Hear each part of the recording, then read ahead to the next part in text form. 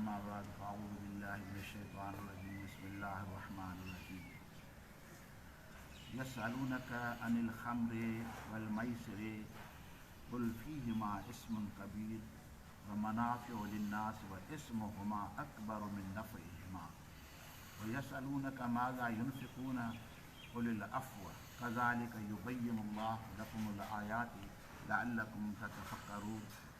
सदक़ल्लाहुल अज़ीम व सदक़ रसूलुहुल नबीयुल करीम। इन बाबरकत आज सबूरी के अंदर अल्लाह ताला जी ज़ात बाबरकत जो इरशाद आहे त मुंहिंजा सुहिणा महबूब करीम सल्लल्लाहु अलैहि वसल्लम तोखां पुछनि था शराब ऐं जुआ जे मुतलिक़। ख़म्र अरबी जे अंदरि शराब खे सॾिबो आहे, मैसर अरबी जे अंदरि जुआ खे सॾिबो आहे। इहे क़दीमी मर्ज़ आहे, पुराणा मर्ज़ आहिनि। ख़मर मां मुराद इहा बि वरिती वई आहे त हर नशे वारी शइ जे लाइ ख़मर जो लफ़्ज़ इस्तेमालु थींदो आहे। पंहिंजी ज़बान सिंधी जे अंदरि शराब जेको आहे सो ख़मर खे चवंदा आहियूं।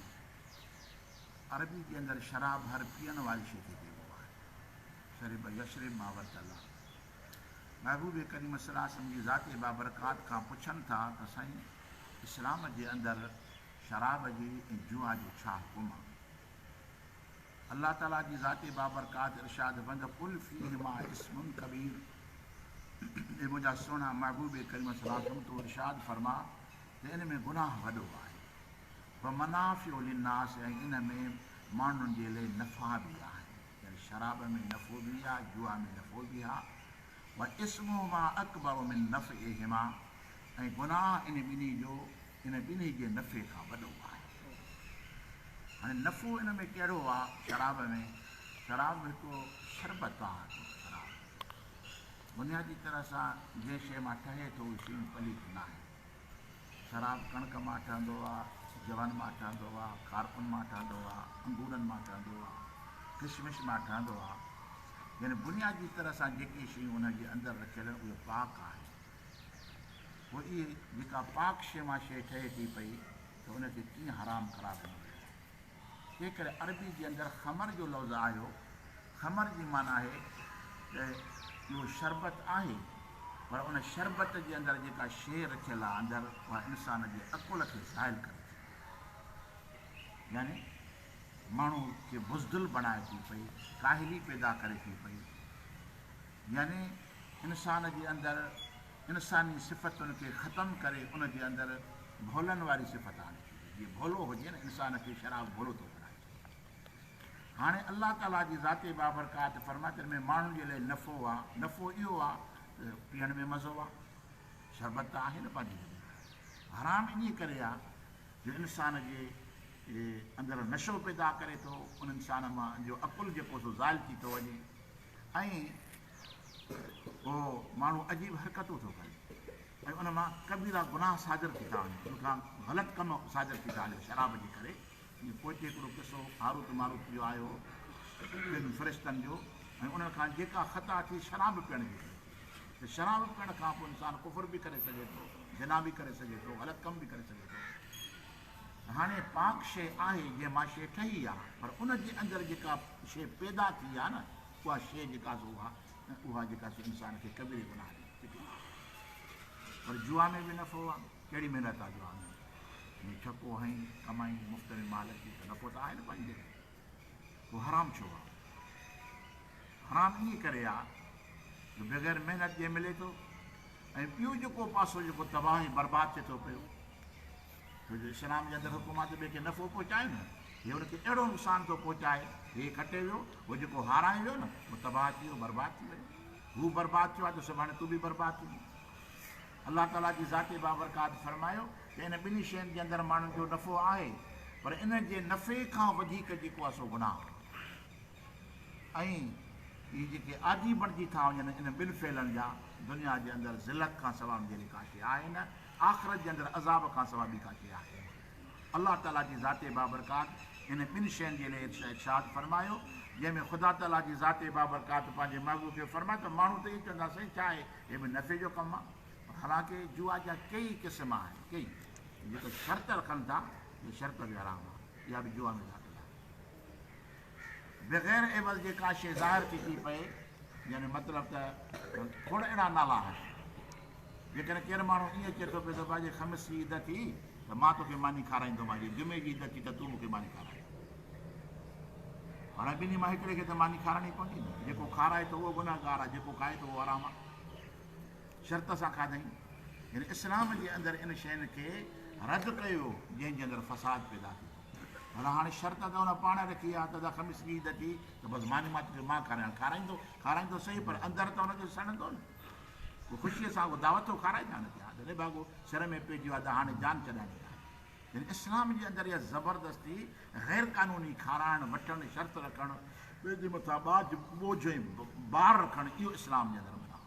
अलाह ताला उन ख़बासत खे दूर फरमायो।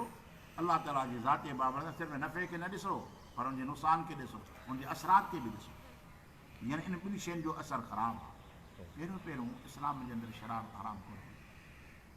ये 3 हिजरी जे अंदरि यानी बदर खां पोइ जंग अहज़ाब जॾहिं थी आहे, जंग अहज़ाब खां कुझु ॾींहं अॻु में शराब हराम थियो। पोइ जेसिताईं हराम न आहे तेसिताईं हुनजे लाइ को फतवा ई कोन्हे की छो लॻाए।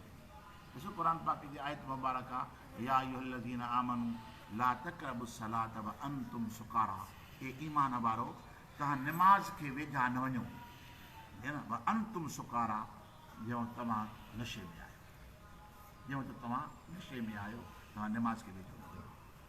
तंहिंखां अलाह ताला ईअं छो न पियो फरमाए त नशो न कयो। निमाज़ छॾियो, नशे खे न छॾियो। निमाज़ खे छॾियो न, दादा ख़ुदा ताला खे ईअं चवणु पवंदो त नशे ईमान वारो नशो न कयो, शराब न पियो, बल्कि अलाह ताला असांखे छा थो फरमाए त तव्हां जेसीं नशे जी हालति में आहियो निमाज़ न पढ़ो, निमाज़ जे वेझो न वञो। त माण्हू चए थो इहा आयत मुबारक उन वक़्तु हुई जंहिं वक़्तु शराब हराम थियो कोन हुई। शराब पीअंदा हुआ, जेकॾहिं पीअंदा हुआ त एसि ताईं उनजे लाइ हुरमत जो हुकुम बि न आहे, त उनजे मथां उहो कानून बि नाफ़िज़ कोन थी। त अलाह ताला जी ज़ाते बाबरकात पोइ सूरत माइदा जे अंदरि अॻिते आयत मुबारक में मुतलक़न अलाह ताला जी ज़ाते बाबरकात हुरमत जो ऐलान फरमायो। यानी ख़ुदा ताला जी ज़ाते बाबरकात इंसान खे हर बुराई खां पाक करणु चाहे थो। बुराइयूं आहिनि न। नबी करीम सल्लल्लाहु अलैहि वसल्लम जी बारगाह जे अंदरि हज़रत जिब्रील अलैहिस्सलाम आयो, अर्ज़ कंदो सुहिणा वीर हज़रत जाफ़र तैयार जूं 4 सिफ़तूं अहिड़ियूं आहिनि जेके अलाह खे ॾाढियूं पसंदि आहिनि। पाण खे जिब्रील 4 सिफ़तूं कहिड़ियूं आहिनि? हज़रत जिब्रील अलैहिस्सलाम खे सुहिणा पाण घुराए हुन खां पुछा कयोसि। हज़रत जाफ़र तैयार हज़रत अली मुर्तज़ा जो भाउ आहे, अबी तालिब जो पुटु आहे, नबी की सरासर जो सोट सॻुरो आहे। हुन खां तव्हां पाण पुछा कयोसि। हुज़ूर खे सरासर खे पाण घुरायो, पाण पुछा कयोसि। अलाह ताला हज़रत जिब्रील खे मोकिलियो आहे, तो में के कसरतूं आहिनि 4 की अलाह खे ॾाढी पसंदि आहे। तोखे ख़बर हूंदी। हज़रत जाफ़र यार सोचे सोचे भाऊ जी बारगाह में रखी हिकिड़ी इहा आहे मूं में सिफ़त त मां कॾहिं शराब कोन पीतो आहे, शराब कॾहिं न पीतो आहे। यानी हुरमत खां अॻु में बि सहाबी इन शइ खां परहेज़ कंदा हुआ। छो? ख़राबी हुई, जंहिंमें ख़राबी हूंदी आहे उन शइ खे चङा माण्हू पसंदि कोन कंदा आहिनि। यानी अञा शराब हराम ई कोन थियो आहे जो त मां कॾहिं ज़िंदगी में शराब न पीतो। ॿी सुहिणा मुंहिंज में हीअ आदत मां कॾहिं ज़िंदगी में बुत परस्ती न कई। जॾहिं कुफ़्र आम हो, शिरक आम हो, माण्हू बुतनि जी पूॼा कनि पिया, पोइ पाण त छो न पोइ भला शराब पीतई। शराब जेको असांजे अकुल खे ज़ाइल करे थो, माण्हू बेवकूफ़ थी थो वञे। अकुल हलियो त इंसान जूं सिफ़तूं ख़राब थी वञे, उहा सिफ़त त न रही न इंसानियत वारी की भला बुतनि खे छो न कई। इहा वॾी ज़लालत आहे। मां अशरफुल मखलूक़ात थी करे पथर जहिड़ी सजदो कयां, तंहिं करे मूंखे इहा शइ बि पसंदि न आहे। पाण त 3 सिफ़त कहिड़ी आहे की मां ज़िना कॾहिं न कई, ज़िना कॾहिं न कई, बदकारी कॾहिं मां न कई। छो जो इंसान जी तौहीन आहे, इंसान जी वॾी ज़लालत आहे। तंहिं करे ख़ुदा ताला जी ज़ाते बाबरकात खे मुंहिंजी इहा पसंदि आई जो मां कॾहिं बि अहिड़ी हरकत न कई। फरमाईंदा 4 आदतों में कहिड़ी आहे की मां कूड़ कॾहिं कोन ॻाल्हायो, कुफ़र वारी हालत में बि कूड़ मां कोन ॻाल्हायो। हालांकि अरब ॾाढा मज़बूत हूंदा हिन ॻाल्हि में, कॾहिं बि कूड़ न ॻाल्हाईंदा। कुफ़र ते हूंदा पर कूड़ न ॻाल्हाईंदा। ऐं असां मुस्लमान आहियूं न, असां जेतिरो कूड़ इस्तेमालु कयूं था शायदि एतिरो पाणी बि कोन पीअंदा हूंदासीं, मानी बि एतिरी न खाईंदा हूंदासीं, एॾो कूड़ असां मिले थो। ऐं कूड़ खे असां ऐब बि कोन सम्झूं था पिया। ऐं अलाह ताला जी ज़ाती बाबरकात खे इहे 4 सिफ़तूं पसंदि आहिनि। महबूब करीम सल्लल्लाहु अलैहि वसल्लम ॾाढो पसंदि फरमायो पंहिंजे सोट खे, फरमायो तोखे मुबारक हुजे जो अलाह जी ज़ाती बाबरकात उन ख़सरतुनि खे पसंदि फरमाए। सुठो आहे। अॻिते फरमायो यसअलूनक माज़ा युनफ़िक़ून क़ुलिल अफ़्व कज़ालिक युबय्यिनुल्लाहु लकुमुल आयाति लअल्लकुम ततफ़क्करून। ॿिए नंबर में महबूब तोखां इहो सुवालु कनि था पिया त छा ख़र्च कनि, ख़र्च कहिड़ी शइ कनि अलाह जे राह में। फरमायो त क़ुलिल अफ़्व, अफ़्व जी माना बचत। रब फरमायो त महबूब इन्हनि खे फरमाए जेको बचेव खाओ ढव ते, जेको बचेव अलाह जे राह में ख़राब। अफ़्व माना जेको बचेव अलाह जी राह में ख़र्च कयो।